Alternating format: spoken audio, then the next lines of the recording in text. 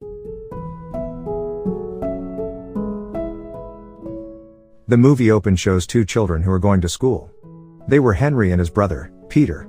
At school, Henry gets an assignment to describe a legacy or what he wants to leave behind in the future.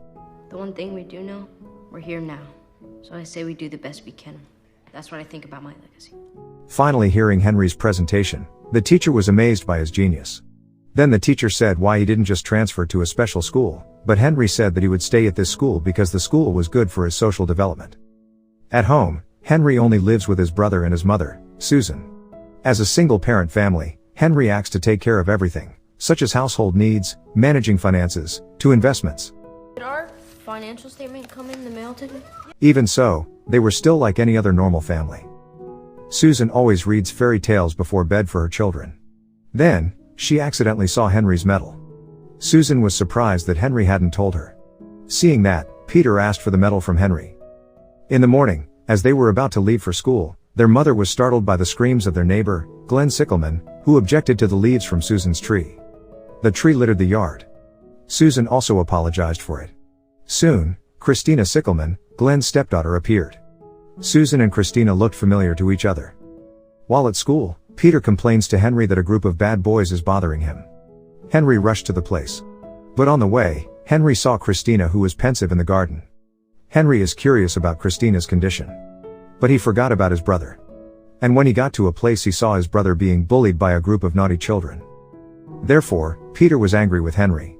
So, Henry had to apologize and comfort him over and over again.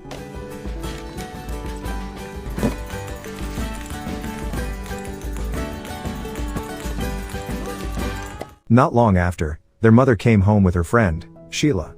As usual, they then drank and played games together. In the middle of that, Sheila asked Susan why she didn't remarry so that she has a friend who would help take care of the family. Susan said that Henry was there to take care of everything, so she no longer needed a man. In the middle of the night, Henry couldn't sleep because his head hurt, and finally, he got up to take the medicine. At that moment, Henry noticed something strange in his neighbor's house. He also saw the oddity of Glenn's behavior towards Christina. Henry's curiosity grew even more when he saw Christina's moody return. Henry then asked her condition. However, Christina replied if she was fine, but Christina continues to be gloomy at school. Therefore, Henry decided to report what happened to Christina to the principal. But the school was unable to follow up on the report, due to lack of evidence. Moreover, Glenn is a police commissioner. Apart from that, he was also a respected member of the council of the country. Do these things mean anything? Mr. Sickelman is the police commissioner and an immunity. Upstanding members of the community. These... Fine, I'll handle this without you. Hearing that answer, Henry was disappointed. Later, Henry tried to report allegations of child abuse to the Child Protection Service. Later in the afternoon, Henry and his family were shopping at the market. There, Henry saw a commotion between a couple. When Henry wants to stop them, Susan restrains Henry and says it's none of their business. It's none of our business. It'll only make it worse. In the evening, Henry again asked his mother why he couldn't help the woman in the market earlier. His mother again said that it was none of their business. If they interfere, then the problem can get worse. Henry replies, if everyone thinks like that, then no one takes care of anyone else. In addition, Henry also said that violence is not the worst thing in the world, but apathy is the worst. The next day, Glenn's house was visited by officers from the Child Protection Service. Henry, who was watching from his room, was surprised that Glenn was okay. No checks whatsoever. The officer seemed to be just doing a formality. Then, Henry checked who had come. It turned out that the officer had the same last name as Glenn, that is Sickelman. Because of that, Henry felt that no one else could help Christina but him. Then Henry thought of planning to kill Glenn, to save Christina. In order for the plan to work perfectly, Henry prepares everything, such as studying criminal investigations, how to buy illegal weapons, monitoring the surrounding conditions, to finding the right time for execution. All of this he wrote in his red notebook. One night, Susan is startled by the Peters crying, because Henry is suddenly having a seizure. Seeing this, Susan immediately took Henry to the hospital. In this precarious condition, Susan signs for an operation approval to save Henry, because there is a lump in his head. After Henry regained consciousness, the doctor tried to tell him what he was suffering from. With his genius and maturity, Henry can understand what he is suffering. Turns out, he had a brain tumor. Next, Henry asked his mother to take his financial notebook. Henry explains that in the book, There are some savings and stocks for his mother. In addition, Henry also asked his mother to buy a new car to be more efficient. If Lifcon gets above 200, dump it. You need to buy a new car already. Mom, this is really important. I said I don't want to talk about it. After chatting with his mother, Henry talked to Peter. Henry says that if he is gone, then Peter will take his place to take care of his mother. Then, Henry also ordered Peter to give his red notebook to his mother. Take care of Mom, okay? You make sure Mom reads my red notebook, okay? It'll be good. I don't want to be friends with you. I'm gonna make everything better. Henry's condition was getting worse and worse. Finally, one night, Henry died in his mother's arms. Yes, I'm here. I'm here. Okay. I want to see this guy. Look up. Look up, baby.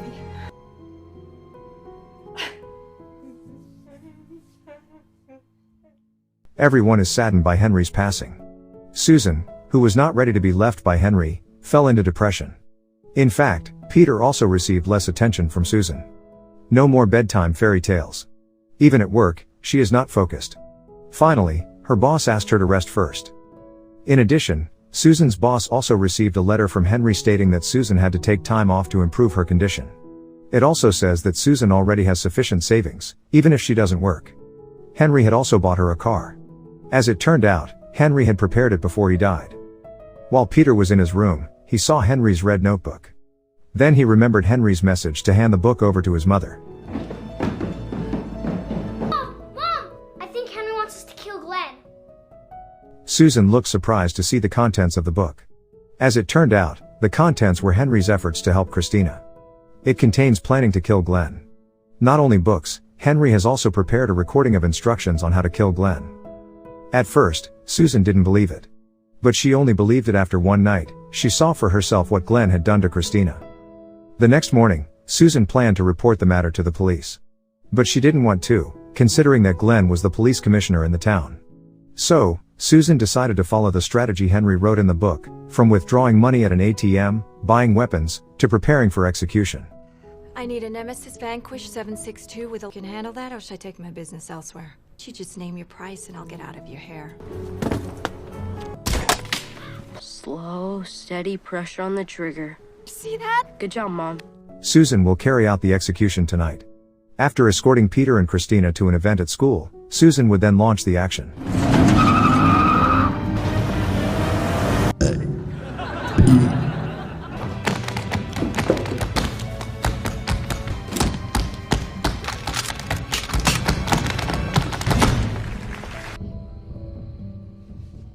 However, when she was about to shoot Glenn, suddenly Glenn's childhood photos were exposed, so Susan remembered something. Even though Henry's mind has grown up, he is still a child. Susan tries to confront Glenn and tell him everything she knows about Glenn. Hearing this, instead of being afraid, Glenn threatened Susan.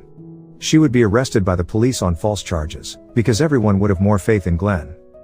At the talent show, the principal who saw Christina's talent was touched to report the case of violence that had happened to her to the authorities.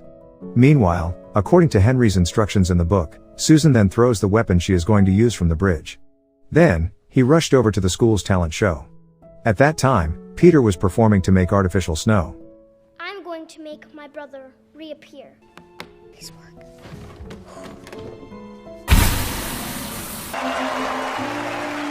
Meanwhile, Glenn tries to contact his colleagues to help him. However, because the case was spread widely, his friend was not willing to help. Because of shame, Glenn finally decided to commit suicide. After Peter showed, Susan was surprised by the many policemen who came to the school. At first, Susan was afraid. But the principal said if Mr. Glenn Sickelman died by suicide, and Susan was surprised to hear that. A few days later, Susan took care of Christina, who now has no parents. Christina is now officially Susan's daughter. When it was all over, Susan then burned Henry's red notebook as well as the tape. It's about you and the girl who lived next door. So the whole garden could grow. Let's get you into bed. I'm almost finished painting your room.